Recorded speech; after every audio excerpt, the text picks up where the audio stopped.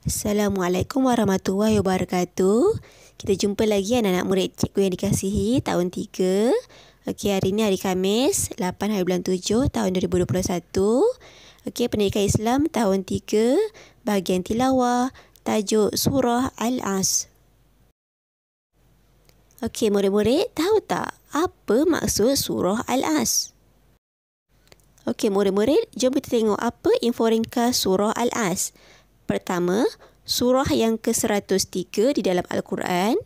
Yang kedua, diturunkan di Mekah. Yang ketiga, surah ini menerangkan tentang kepentingan masa. Nampak tak jam tu? Okey, yang keempat, surah ini diamalkan setelah selesai sesuatu majlis. Baiklah, sebelum kita membaca surah Al-As, cikgu ingin meminta maaf kerana ada terdapat sedikit ralat pada penghujung ayat surah Al-As yang ketiga dan cikgu telah gariskan dengan warna merah. Mari kita mula baca bersama-sama. Okey, cikgu akan baca satu persatu ayat. Murid-murid dengar, kemudian ikut bersama-sama ya. Bismillahirrahmanirrahim. Wal asr. Cikgu ulang sekali lagi. Wal asr. Innal insana lafi khusr. Kita ulang sekali lagi. Innal insana lafi khusr. Illal ladzina amanu wa amilus solihat. وتواصوا بالحق وتواصوا بالصبر إلا الذين آمنوا وعملوا الصالحات وتواصوا بالحق وتواصوا بالصبر. Sadaqallahul azim. Jom kita ikut sebut satu persatu kalimah. As-solihati. Bis-sabri. Wal-asri. Al-insana. Bil-haqqi. Alladzina.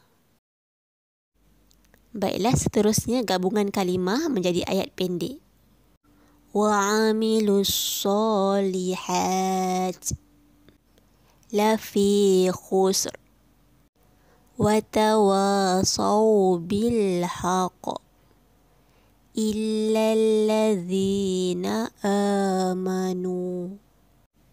Innal insana watawasaw bis sabr. Baiklah murid-murid, surah ini menerangkan tentang kepentingan masa. Maka murid-murid perlulah membahagikan masa dengan sebaik-baiknya. Sebagai contoh di gambar tersebut, okey, bagaimana seawal pagi pukul 5.30 pagi murid-murid bangun tidur. Kemudian pukul 6 pagi murid-murid menunaikan solat subuh. Okey, kemudian 6.45 pagi murid-murid mengambil sarapan. Kemudian lebih kurang pukul 7 pagi ibu ayah menghantar murid-murid pergi ke sekolah. Okey, kemudian balik sekolah 1 tengah hari murid-murid makan tengah hari. 1:30 tengah hari murid-murid pun solat zuhur. Kemudian pada waktu petang, pada pukul 5.30 petang murid-murid keluar beriadah. Okey, bermain untuk menyihatkan badan, untuk mencergaskan badan. Okey, kemudian pada pukul 7.30 malam, okey, pada waktu maghrib, murid-murid pun menunaikan solat fardu maghrib. Okey, sehinggalah pukul 8.30 malam, murid-murid mengaji Al-Quran dan menunaikan solat fardu isyak. Kemudian murid-murid makan malam dan pukul 9 malam murid-murid mengulang kaji pelajaran. Okey, seterusnya murid-murid pun tidur pada pukul 10.30 malam. Itu sebagai contoh sajalah. bagaimana murid-murid menyusun atur waktu murid-murid, mengurus masa murid-murid dengan bijak, seawal daripada murid-murid bangun pagi sehinggalah murid-murid tidur semula pada waktu malam. Semuanya dimanfaatkan dengan perkara-perkara yang berfaedah dan tidak membuang masa. Itulah antara pengajaran daripada surah Al-Asr. Bertepatanlah dengan maksud keseluruhan surah Al-Asr. Demi masa, sesungguhnya manusia itu dalam kerugian kecuali orang-orang yang beriman dan beramal soleh, dan mereka pula berpesan-pesan dengan kebenaran serta berpesan-pesan dengan kesabaran. Jadi cikgu rasa itu saja untuk hari ini. Semoga murid dapat mengambil manfaat daripada pelajaran kita pada hari ini. Okey, sekian. Assalamualaikum warahmatullahi wabarakatuh. Jumpa lagi.